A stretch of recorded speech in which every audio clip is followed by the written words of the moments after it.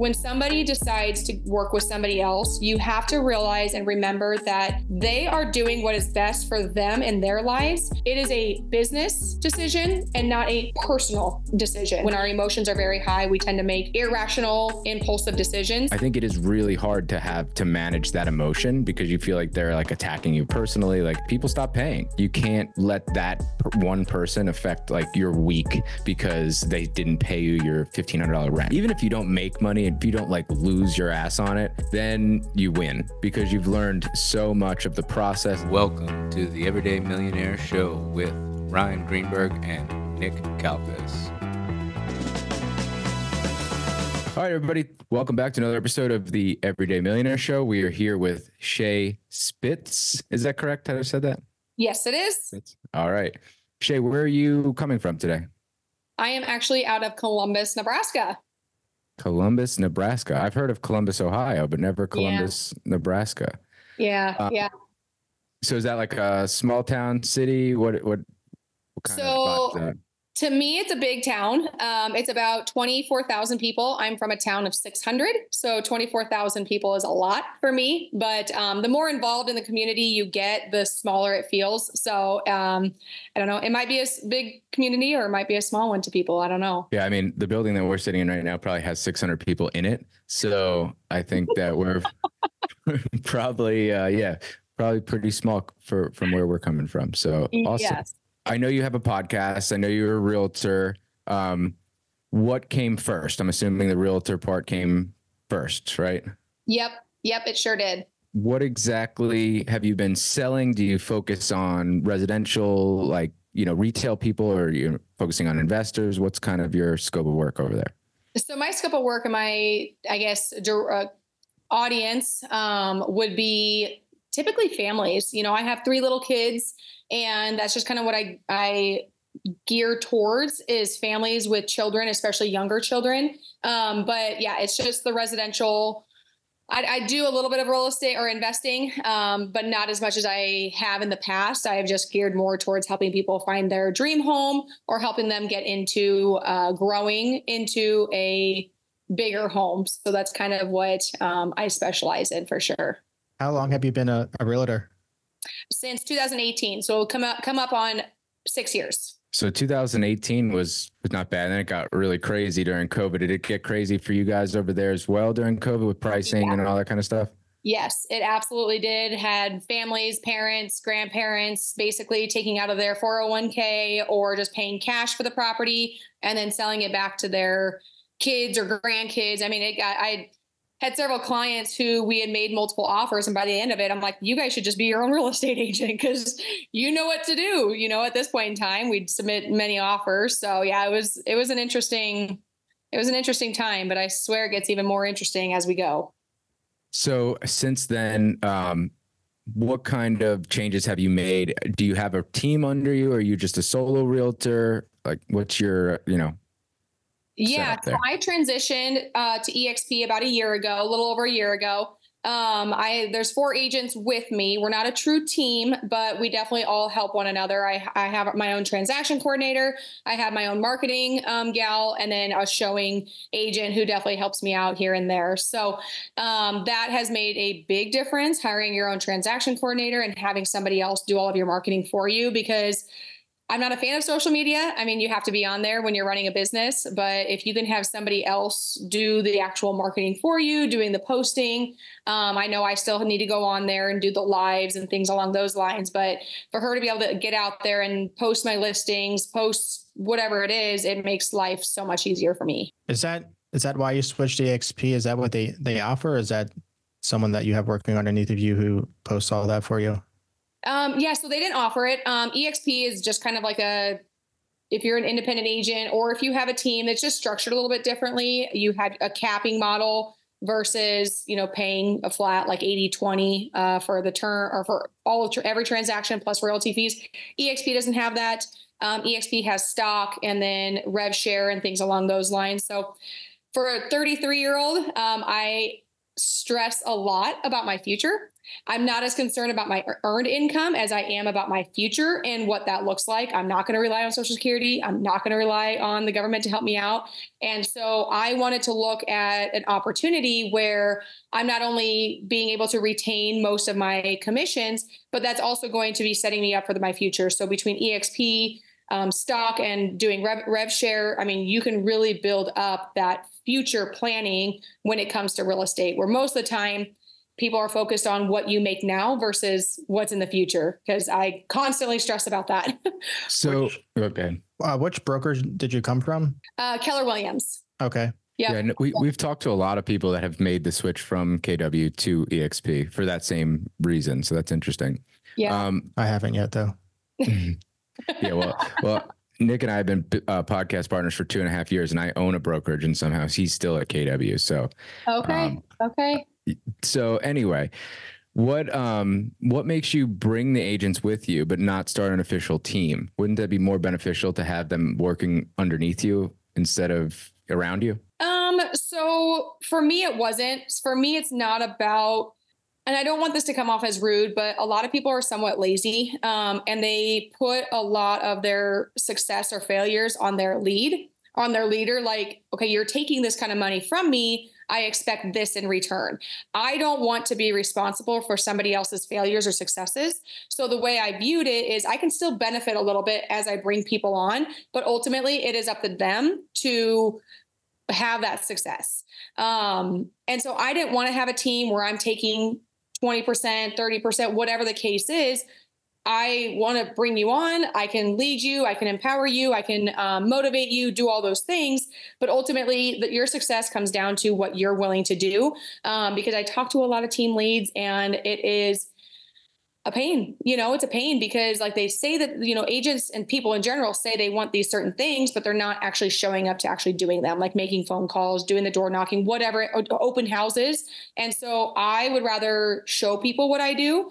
And if you're going to be successful, I see that there's going to be a return in the long run. And maybe that's a bad way of looking at it, but the amount of money that I get is not enough for them to say, well, hey, start paying for leads for me and things along those lines. So you do get some sort of money for bringing them on. Like what would make you motivated to bring anybody on if you're not, taking a piece of their commission? Yeah, exactly. So EXP, you pay in $16,000 as an agent per year, and then you can actually get all of that back in EXP stock. So my little bit of portion, if they're capping at that $16,000, $2,800 of that $16,000 that they pay into EXP would actually come to me. And if they only half cap, then I would get the $1,400 for that year.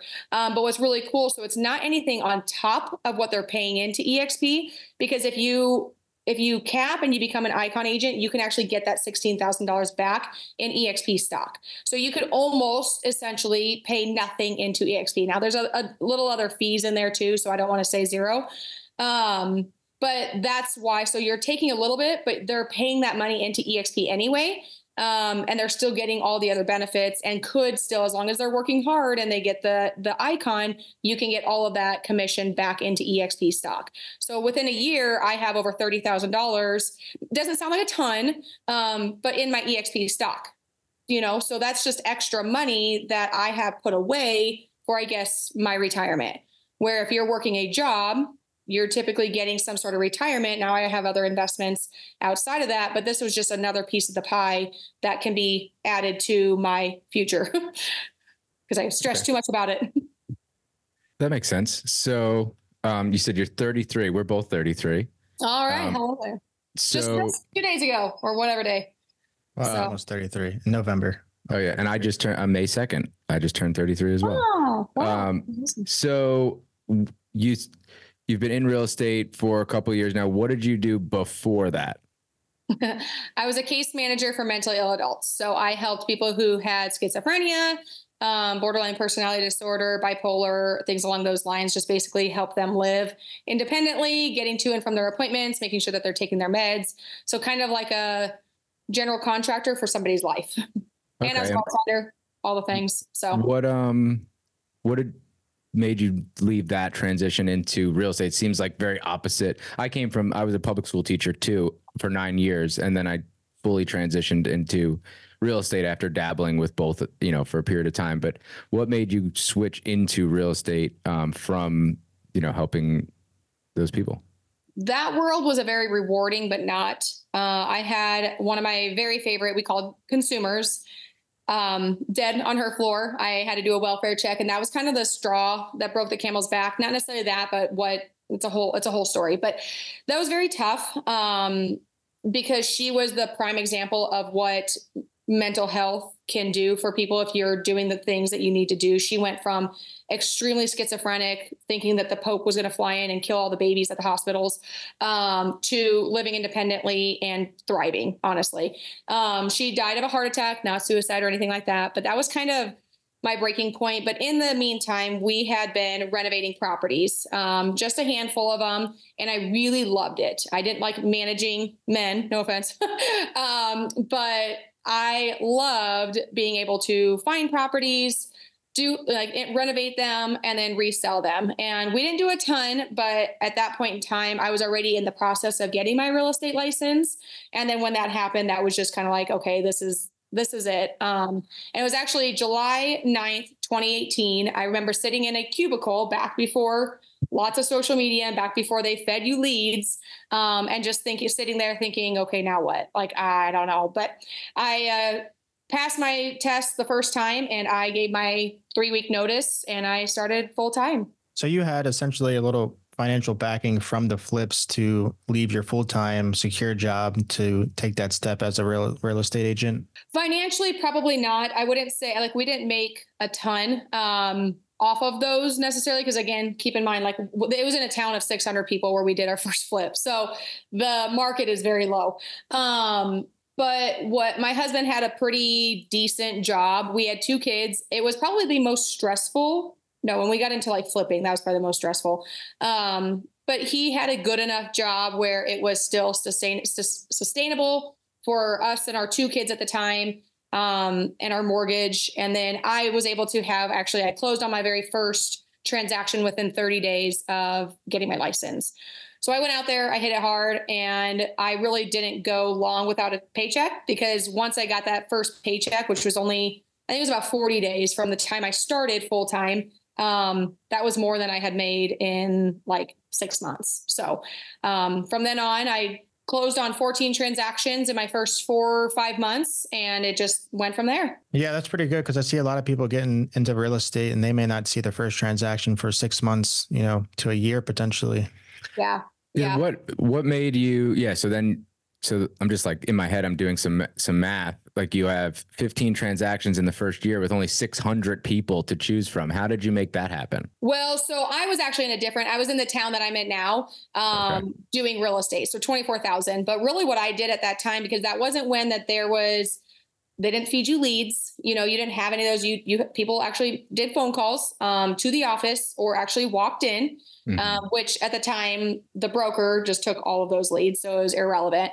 So I had to kind of find my own way to generate income and generate leads and stuff like that. So I was out there door knocking. I was hanging flyers. I prayed that people would not answer the phone and I could just leave something on their door. But that's where my first few transactions. And then I had some transactions through the networking and the relationships that I built when we were flipping homes.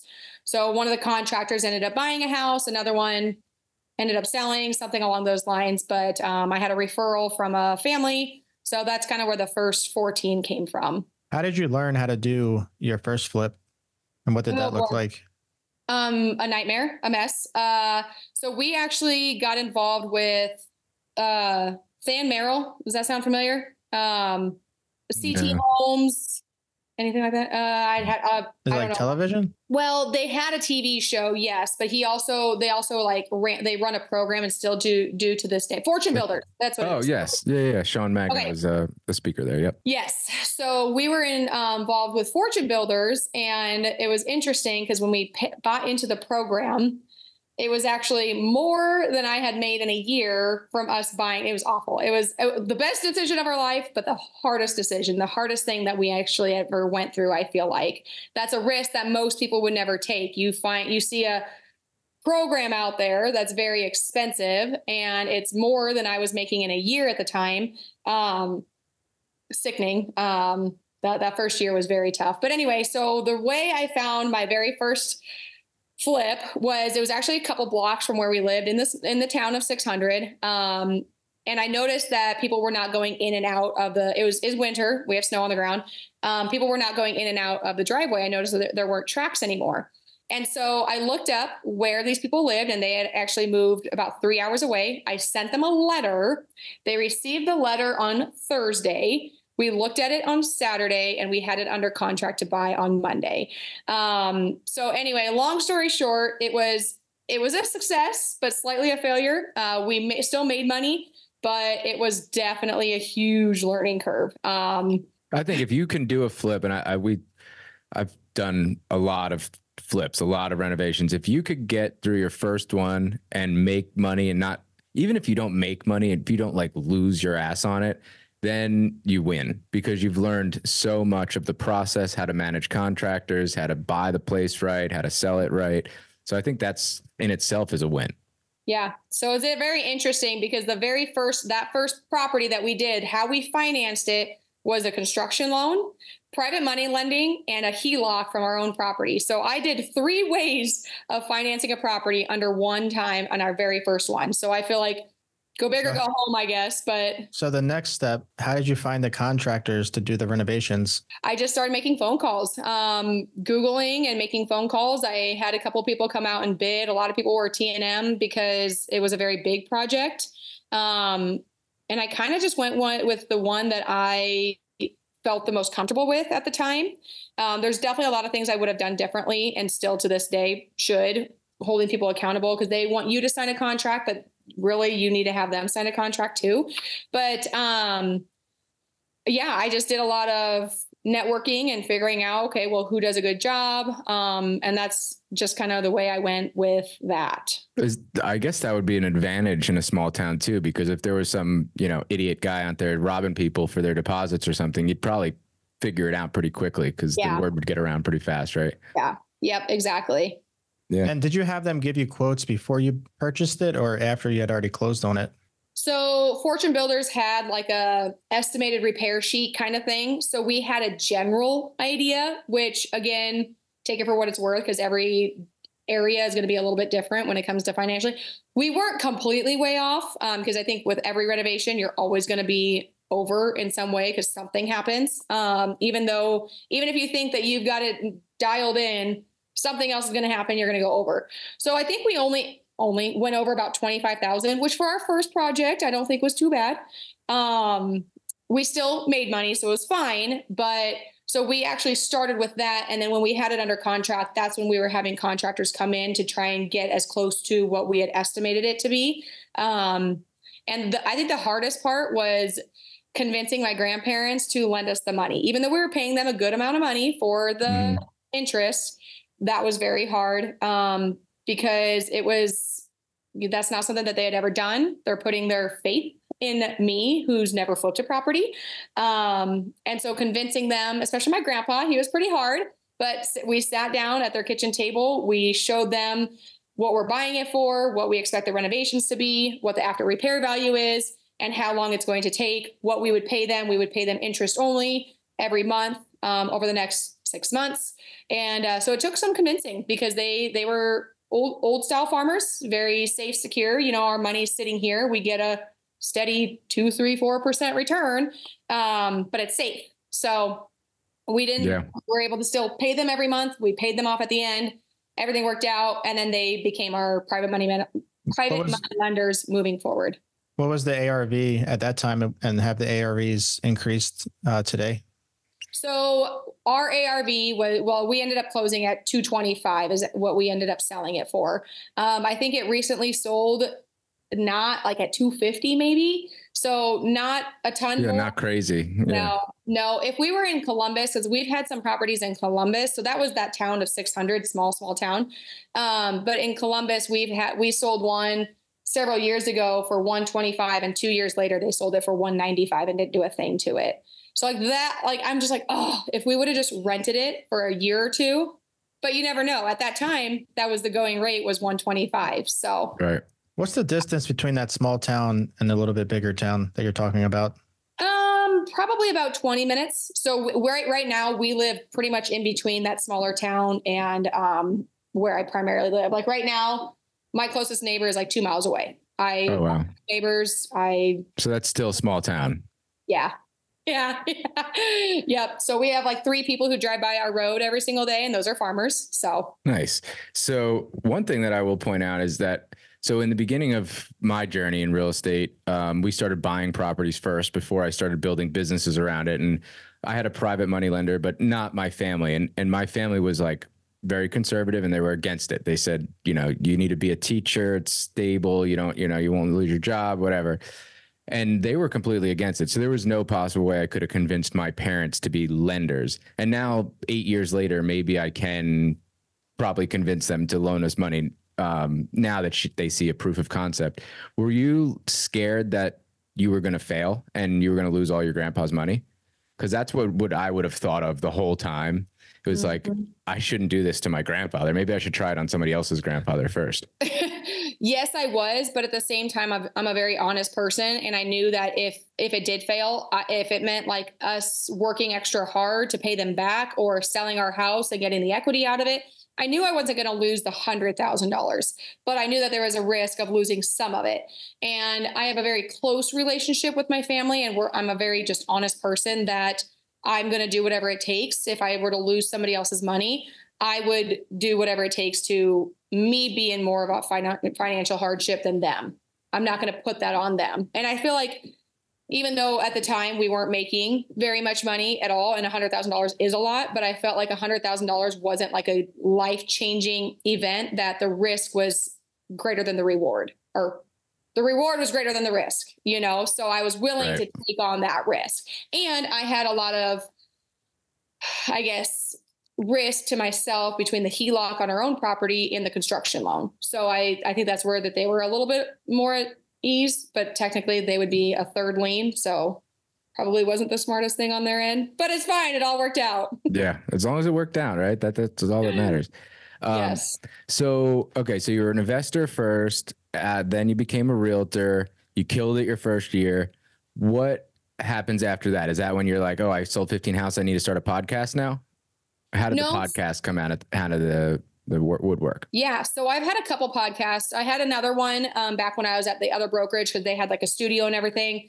Things kind of went haywire in a sense. Like I was still there as an agent, and I had about 36 episodes, paid a lot of money to do all of that. And then all of a sudden they're like, no, we're not doing this anymore. I'm like, can I at least get like my login so I can access all of those? Because they just had the producer and everything, and they wouldn't even give me that. So I still, to this day, it's still out there, but I have absolutely no access to it, because I wanted to just continue keeping that going, but they wouldn't give me the login information, login for anything for me to even do it on my own. So I kind of had to shut that one down, and that was called Business Unscripted.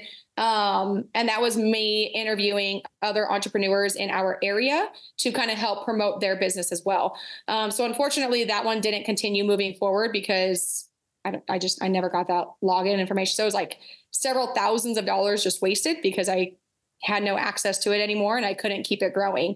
So this new podcast that I recently started, it's called Real Moms. So it's resilient entrepreneurs striving for abundant living. So really mompreneurs. And just started this one probably 3-4 months ago. It's been something that I've wanted to do for quite a while, but I didn't want to kind of give up those rights to somebody else and have what happened to me before in the past.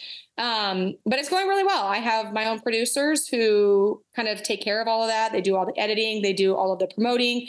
They get the guests to come on. They send out all the information once the episode is released. So it's going much better this time around than the first time. And I don't foresee it stopping or somebody taking my login information and not giving me access to it. So can you explain a little bit about how that happened? So on the first podcast, you had a producer that was pretty much they controlled it and they just had you do the episodes? Yeah. So they would help me find the people that I was going to interview, get all that set up. They had the podcast studio and I paid them per podcast to do the recordings. Technically, if I remember right, I think I still owned the rights to the episodes, but they wouldn't give me the login information for like Spotify and Apple. And I didn't know anything about it. So maybe there's another way to kind of go around and get all that information, but it's already been like 3 years ago. But I wanted to continue doing the podcast on my own, whether I was using their studio or not, but I didn't have the login information to do the Spotify, I don't even remember what app that they were utilizing, but they wouldn't give me the login information so I can continue to keep that going rather than starting over. I couldn't even log in to start uploading my own or doing anything like that. They just wouldn't give it to me. And it was, you definitely still would own the rights to the videos themselves, the hard videos. Essentially, I think it wouldn't be, maybe just not their logins to those platforms, but you definitely still get those videos, I'd imagine, legally anyway. Yeah. So what has been your biggest win and your biggest loss? I'm going to ask you this about business and then about your podcast. My biggest win, honestly, what I have recently found is like viewing everybody and everything through a lens of love, and trying to truly love what you do and enjoy the things that you do, and surrounding yourself with the right people. Because when you get caught up in a hostile environment, everybody kind of becomes poison to one another. And, they always say in the real estate world that it can be a very cutthroat industry, but I think if you treat others the way you want to be treated and you are there to support other people and you want to empower them and you want to cheer them on, whether they're with a different brokerage or not, I think that's really what the purpose of life is. So I think that would be my biggest takeaway, in addition to just kind of the health side of things. It's not just about business. Like you want to have the lifestyle for your family, for your friends, for your health, your mental health, your physical health. Reading, having a morning routine, doing all those things is so important to set your day up for success and for your business for success. So that's kind of what I would go with when it comes to what has worked in my business, is just being a good person. Like, be a good person and truly want the best for other people. Like, I love seeing people succeed. I had somebody call me yesterday. He had me run some comps on some commercial properties in a location that I'm not real familiar with. He's like, you just can't tell anybody, we got to keep this on the down low. Totally fine. And I knew I wasn't going to get compensated financially at this time for it. And then he called me yesterday, letting me know what happened with all of that. And it didn't go the direction that they were intentionally wanting to buy those properties for, but it ended up going a completely different direction, and probably for the better in the long run anyway. But he called to tell me, he's like, I know you didn't get any financial gain, but I truly believe that that'll come back to me tenfold in the future. And he's a very successful businessman. But I thought it was really cool that he called me to let me know what had happened. So just do things for others and expect nothing in return. And I really think that things will come back to you in the long run. You may not see that immediately, but you really need to enjoy helping others however you can. And I understand it's about business and you obviously deserve to be paid and all of those things. But I don't know, things like that, I wasn't going to make a big deal out of because, again, like I said, very successful business owner, and I know it'll come back tenfold. That is such a nice Midwestern thing to say right there. That's exactly what I think about when I think about somebody from Nebraska, just generally nice people. Yeah. That's funny, because here I feel like if we were to ask 10 people here in Baltimore that same question, they would have very, very different answers for us. So I appreciate that insight. That's nice. But I do think that's true though, because you go around and like even a lot of the stuff that we do with this podcast, like we don't make any money. Like we lose money basically every time we do a podcast that we have to pay the editors, pay the whatever. And it does add value in other people's lives. And then they come back and they use my companies for something, and they use Nick for something, or we have an event and they come to our events. And so it's like we're not really gaining anything directly from that, but in the long run, it does pay. Yeah, that's exactly right. And that's what people don't realize. Like, you do things. It's Randy Garn. I don't know if you know who he is. I've met him a handful of times, but that's one of the things that stuck with me. He said his dad has always told him, do things for others and expect nothing in return, like truly expect nothing in return. Because ultimately I do believe like you put that out in the universe, it will come back to you. But yeah, same with mine. Like I lose money directly on my podcast. Indirectly, I believe it'll pay off in the long run. Now, because I'm kind of just getting started again, I'm not maybe seeing that right now, but I know I have the faith that it will happen. And I'm sure you guys see that. You don't see a direct profit from your podcast, but you do indirectly in other resources. Yeah. Honestly, just getting your name out there too. So I do wish that was one thing that we haven't done. And I think it's really hard to do is quantify those, like those wins that come from the podcast or like the conversations that it started or the jobs. Like I'm a general contractor as well. So like I've gotten calls, people that have listened to the show and then they've hired me to do like $100,000 job. That's a win from the podcast, but I don't have like a way of quantifying that, I guess. Mm-hmm. It would be interesting to see how many relationships that we have now that we wouldn't have had in the past. Like we go to Bigger Pockets conference and the last 2 years we've come back with clients that have either bought houses from us or invested with us, whatever. So yeah, it would be interesting to try to figure out a way to quantify that, that income, indirect income, I guess you can call it. Yeah. And there's some that you're probably going to miss because even though they saw you at Bigger Pockets, but they initially heard your podcast a long time ago, but they didn't realize it. You know, it's just, It's kind of like any sort of marketing. You want to be a little bit of everywhere, but there's not a direct reason why they contacted you. It just might've been like that one Facebook post that they heard or that one podcast that they heard from you that sparked the idea. Yep. Absolutely. We have, where were we when we met? R.E.A.L. I think that was in Florida. So it was in Florida. We were at a conference and we were just recording content in like the lobby of this hotel. And this lady came up to us and just recognized us from the show. She's from New Zealand. And now in June, she's flying here. She has like a bunch of rental properties and stuff, boutique hotels that she does there. She's coming here to invest because it's quite better to invest here. And now she's coming to Baltimore in June to buy a bunch of houses with me. So like that was like somebody that just randomly saw us in a hotel in Orlando, Florida, now is flying across the world to come buy houses with us.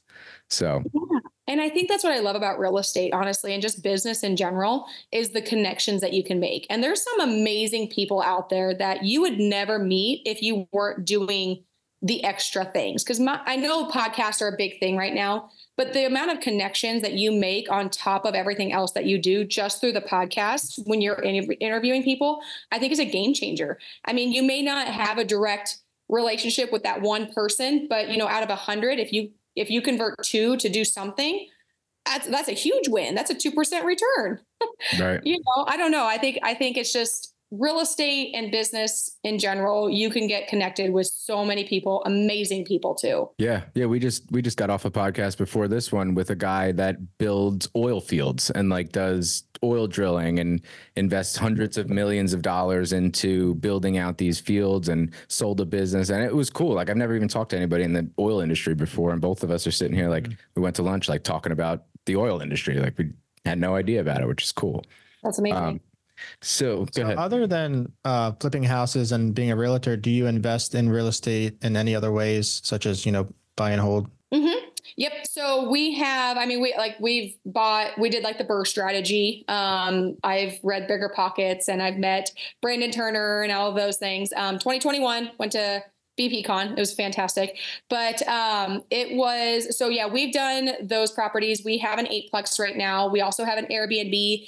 It was an old church. It sits on 1.5 acres in our community of 24,000 people. It had been vacant for about 2 years. I got really bored, and it's not a good thing when I get bored because then my mind starts wandering and I try to come up with all these creative ideas on things to do. But anyway, so there's this vacant church, and I thought to myself, oh my goodness, I want to go take a look at it. So got it set up with my contractor. Husband met me over there and we were walking through it, got done. And he's like, Shae, no, we're not doing this. And I saw the opportunity and they were asking, they initially started it off like 2 years ago at $200,000. After 6 months, they dropped it to $150,000. When we went and looked at it, it was at $100,000. Sits on an acre and a half of ground.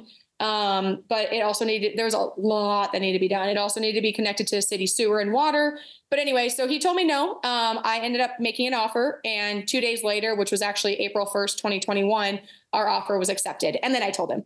So, that's where that kind of went. And we still have that one today. It's kind of my baby in a sense, because it was a lot of work, but it's absolutely beautiful. Mm-hmm. And there's a sense of peace and calming when you go into it that anybody who's ever been in there, because obviously it was an old church, and it's just a very calming atmosphere. So we love it. Nice. And so how old are your kids? 9, 7, and 4.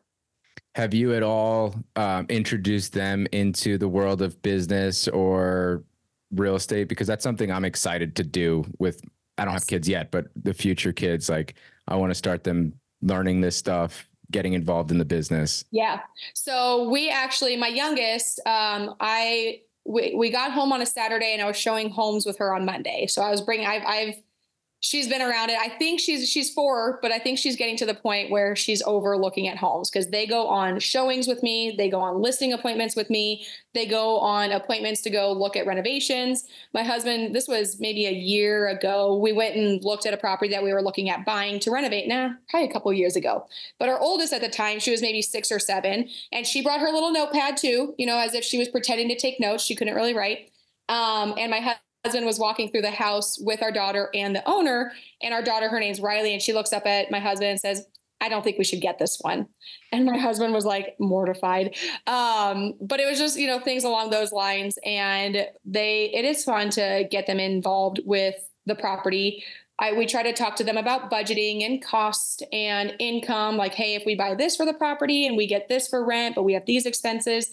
So subtly and slowly introducing them to that kind of world, but they've probably gone on more listing appointments than most people do. Because you have to. I mean, you get to the point where my husband's busy, and a lot of times you're working evenings and weekends. I'm taking them with me. But that's been a big thing that we've always included our kids in our family, because it's not a work-life balance. It's like cohabitating and bringing everybody in on it together, and knowing what everybody's doing in their businesses, and getting the kids involved too, because I think it's really important. Otherwise, you have this separation in life where this is my business over here and my family doesn't know what's going on. No, I'm really heavily involved in our Commodore, or in our chamber here locally. And I've brought my kids to many Commodore calls, chamber meetings. And I'm very transparent with people, like, hey, I want to be there. Don't have daycare, or something happened, and I can either be there with my kids or I'm not going to be able to make it. And I've never had anybody say no. The chamber loves my kids, because we went to the last Commodore call and there was probably 35 Commodores. And I texted the president of the chamber. I said, hey, I don't have anybody to watch the kids. They don't have school today. Are you okay with me bringing them? Otherwise, I'm not going to be able to make it. He's like, oh yeah, bring them. Not a problem. And our kids are really good. They can sit through appointments. We don't do technology. They'll get TV once in a while. I don't need to bring a phone. I don't need to bring anything with me aside from maybe colors to keep them entertained. They know how to talk to other people. And I think that's the biggest thing. They know how to behave in public. Their social skills are on point. Their creativity, imagination is insane. But I think it's also because my husband and I had made a commitment that we're not going to rely on social media and phones and technology to keep them distracted, because that limits their imagination and they don't know how to socialize with other people if you do that.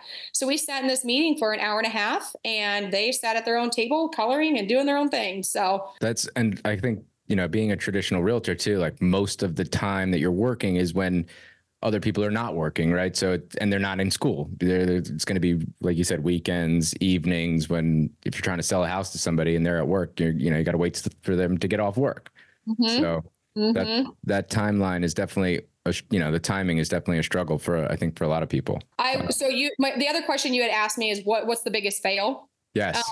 Okay. I don't know if this is the biggest fail. I've had a lot of failures. When emotions are high, logic is low. So paying attention to that, I think is very important, because when our emotions are very high, we tend to make irrational, impulsive decisions.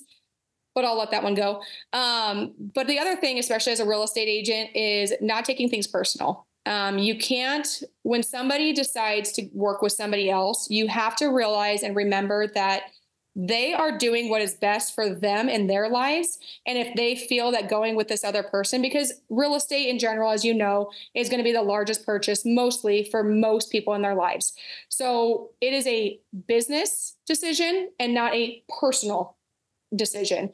And if it is personal, then somebody else's problem with me is not my problem. So get over it, move past it. Nobody cares. As long as you're not maliciously trying to sabotage somebody else, just be a good person in general. And then if somebody has a problem with you, it's usually due to them and not you. But I would say the biggest thing is try not to take things personal. Business is business, and you cannot take those things personal and be able to let things go and move on. You make a mistake, you lose thousands, tens of thousands of dollars, maybe $100,000, move on. Don't get so fixated on it. Because if you fixate on the things that you lost, then you're not there to look for opportunity. I think the reason why some people think people get lucky is because they're looking for opportunity versus focusing on the negatives or the things that they don't have. So that's what I would probably say is my biggest failure in life is I used to take things very personally, especially when I first got into it. And it probably cost me tens of thousands of dollars because I was so focused on the one that I missed out on or the two that I missed out on. So it's just.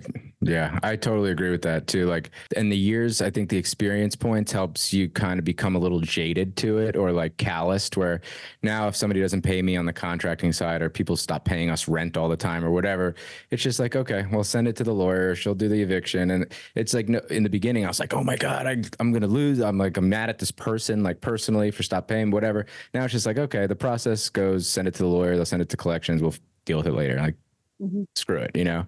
But in the beginning, I think it is really hard to have to manage that emotion because you feel like they're like attacking you personally. Like I'll let Nick like weigh in a little bit about his experience when he started doing a bunch of rental properties. Like Nick owns like 90 something rental properties. Like people stop paying and you can't let that one person affect like your week because they didn't pay you your $1,500 rent. Like you have to keep going, keep pushing and let the pieces fall into place, but it's very hard in the beginning. Yeah. You can't have your emotions, like you mentioned in any, form of business, but when you own rental properties and you have your tenants tell you their sob story as to why, like everyone has a story as to why, and we necessarily don't want to hear the story. It's just, business is business as far as, filing failure to pay rents and having tenants evicted when the case comes down to it, because you can't afford, or anyone really, or even if they can, they shouldn't have to afford to pay the expense of a tenant who can't pay their bills for whatever reason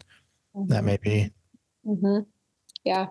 So what kind of volume are you on track to do this year as a solo realtor? About 20 million. 20 million. And on your, I say team, but not team. So you have to operate and do that 20 million. You have yourself, you have your transaction coordinator and a social media manager, essentially. Yep. And what would you say that your tasks are? Is that mostly, I should ask this, is it a lot of buyers or a mix of buyers and sellers? Mostly sellers, about 60% sellers. That's kind of how it's been over the last 3 years. So that's my main focus for sure. Especially that's good. Yeah, that makes life a whole lot easier. So with buyers, that's why I kind of like having the brokerage and having the team, because even when I do get the buyers, I can pass those to the newer agents that maybe have more time to drive around all these different properties and stuff. And maybe this whole thing will have a new conversation after June when the whole settlement thing, finalizes. But what would you say your job is now? Like, what are your daily tasks that you're doing to sell $20 million? Probably networking. I would say networking is probably the biggest thing.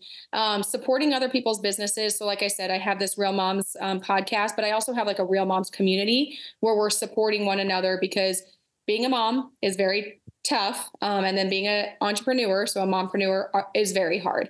And so when you're building that, one, entrepreneurship can be very lonely. And then you throw being a mother on top of it or being a parent on top of it, like it's very, very lonely. So I think networking and collaborating with other mompreneurs, or just people in the community. Like I'm very involved with the chamber. I've been a Commodore for 2-3 years. I'm now on the board of the chamber.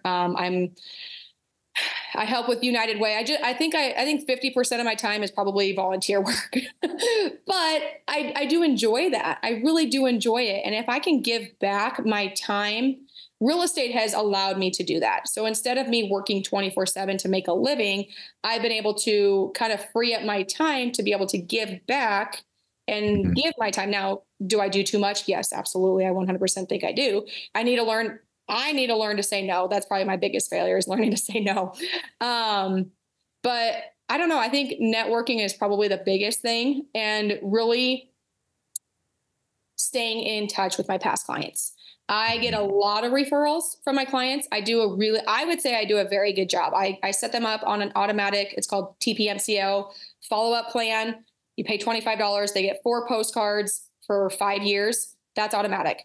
I also have another drip campaign thing where they get 4 postcards over the next year. They get brownies at their 1-year anniversary. I set them up on an email campaign where they're getting like once a month from me. Plus I do 4 networking client appreciation events every year, in addition to like table sponsors and things along those lines. So like I said, I probably do too much, and some of the stuff may not pay off or see a return, but I think that that's probably where a lot of my information, like I just had a listing yesterday. They're like, nope, we're ready to sign. Let's do this. I went there. I don't even know who they were. I have no idea.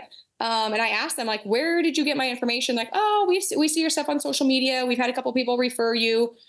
Okay, great. Let's sign. Yeah. It's all good. Is all of your business within the town that you live in? Pretty much. I would say I'm usually within 45 minutes is really, I like to stay in Columbus. Might have a few off ends in those smaller communities around, but primarily in Columbus. Is there like a lot of like how many realtors are in that area? Is there a lot of competition? Technically there is, because right now we only have about 42 properties active on our MLS, and we have about 92 agents. So, but again, I think in every area, 80% of the agents do 20% of the work, and 20% of the agents do 80% of the work. Yeah, that's what I was just saying. That number is very skewed because most of those agents probably aren't doing much. Exactly. Yep. Most are probably part-time, especially now with the changes. You're going to see a lot more people either fall off or really find another job that they're going to be working at. Which is good. I think every change, there's always growing pains, but I also think that there's huge benefits to it as well if you're in it for the long haul, which I definitely am. But yeah, I would just say that that's probably where most of mine come from. There's always competition no matter where you're going to go, but competition is good because it helps me to level up. So, So if there's roughly 92 agents in that area, how many agents were at the KW office that you used to be affiliated with? Well, so we had about 14 or 15 there at the time. When I left, 4 other agents came with me. And then, well, no, we probably had 12 at the time. So I left, 4 agents followed. And since then, 2 or 3 have left to another brokerage. So so I guess compared to the Keller Williams that I'm affiliated with, I think they have over 100 agents, and I know that other KWs around here, they got to we're in between like 3 major cities in this country, so there's going to be a lot. The Keller Williams near my house has like 700 agents at it, so it's going to be. I was just thinking about like the expenses of that KW office owner. To only have 12. Yeah, that does make a lot of sense, right? Because they do have a lot of overhead to carry just 12 agents or 15 agents or whatever it is. Yeah. And we had a capping model over there. So it was good. I mean, literally, it was the hardest decision I ever made. I'll just be very transparent. I think I cried every single day for 3 months because I loved everybody there. I have just always been a person of get very comfortable being uncomfortable. And I learned to follow my intuition. I don't know if everybody else has that intuition, but you just have like this gut feeling, or the universe or God, whatever it is, telling you it's time for a change. And I'll never forget when I realized that my broker, I knew I needed to change for the longest time. I knew I did. And when I realized that it was my brokerage that needed to change, I was devastated. It was the weirdest thing. And people are like, well, then Shae, why did you switch? I don't know. Couldn't tell you. I was just pulled to do it. And I'm very, very, very glad that I did. I definitely don't regret it, but it was the hardest decision. And it was the probably hardest 3 to 6 months I don't want to say of my life, but probably one of the hardest times of my life.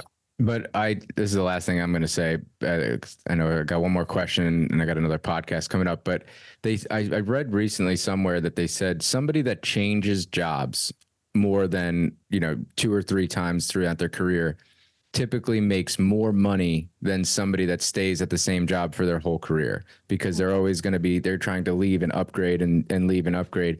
I'm not saying that you should go work for somewhere for 3 months and then move on to the next place, but kind of always have to be looking, right? Like you always have to be trying to find the next best thing. And I think if you do that and you're constantly, you have your eyes open and there's opportunity there, you're more likely to take it and you're more likely to upgrade from there. Well, and that's why I think I left my previous job as a case manager, is because where I was at, like my caseload was like 30 people. And the next, my coworkers, they would have a caseload of like 20. So I was working harder, but getting paid the exact same, even though our caseload was only like 22. I was my caseload was so full because I was really good at what I did. And I was like, okay, well, can I get compensated for the additional clients that I take on? Nope, that's not how it works. You're here for 40 hours. And so I was like, okay, well, that's where my cap was. Like in order for me to grow in that industry, I would have had to have gone back to school, got paid $30,000 to get my master's just to make an extra 10, 15 a year. Wasn't worth it. Yeah. So then same with where I was at before, like I felt like I was at my cap and I know I needed to make a change in order for me to grow. And I did my due diligence, but I really think I want to continuously grow. And if it means challenges, that means growth. Nobody likes to have all the mental stress, but that's where growth is at. So I know you mentioned you went to the Bigger Pockets conference in 2021. Are there any other conferences, real estate related or personal development related, that you've gone to that you enjoyed? All the time. So GrowthCon is another one. So Grant Cardone, they're very good salespeople. I'll just say that. Love the conferences. They're very good salespeople. Did you go to the last one? I was at the last one. We had the tickets for it, diamond tickets, and I ended up selling them. I pushed them to next year and I ended up selling them to somebody else because love the conferences. Again, emotions are high, logic is low. You get involved with too much stuff. Long story, we don't need to get into that. Well, next year is the last one for them. So they say, they keep saying that. They've said that. That's the marketing. No, it is. I think it is. It's a lot of work for them. They'll still have the smaller stuff like the boot camps, but I think that's going to be their last. They're going to say it's the 10th one, but I think it's the 9th, really. Okay. It's, very good information. I don't regret it. It was very good information, but I do, there's EXP things that I've gone to as well. Unstoppable Success Summit. I just got back from, with Amberly Lago. She's absolutely amazing. That was more of like a motivational, that wasn't real estate. That was just, self-improvement, mindset. That was with like John Gordon. Can't think of a couple other, but amazing. So yeah, I probably go to about 5 a year. And it's the best investment that you can have is in yourself. Yeah. Was that the only Bigger Pockets, the one that you went to in 21? Yeah. A group of people went this last year that they wanted me to go to, but I went somewhere else instead. So it didn't work out. And then when you got kids, you can't be gone 2 weekends in a row or 2 weeks in a row. It's life goes on, Well, as we wrap this up, I just want to give people opportunity to reach out to you. So how can people get in touch with you? Social media, email, whatever you want to plug here. Yeah. So all my handles are Shae J Spitz. So ShaeJ SPITZ. And then my phone number is 402-741-2576.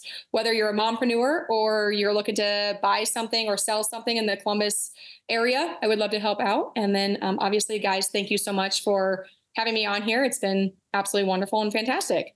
Yeah, absolutely. Thank you, Shae. And I'm glad we could finally get this done after a couple of failed attempts. Hey, you know what? You just got to keep going. That's life, right? You just fall flat on your face. You just keep on going. Absolutely. All right, guys. Until next time. Thanks again, Shae. Yes. Thank you.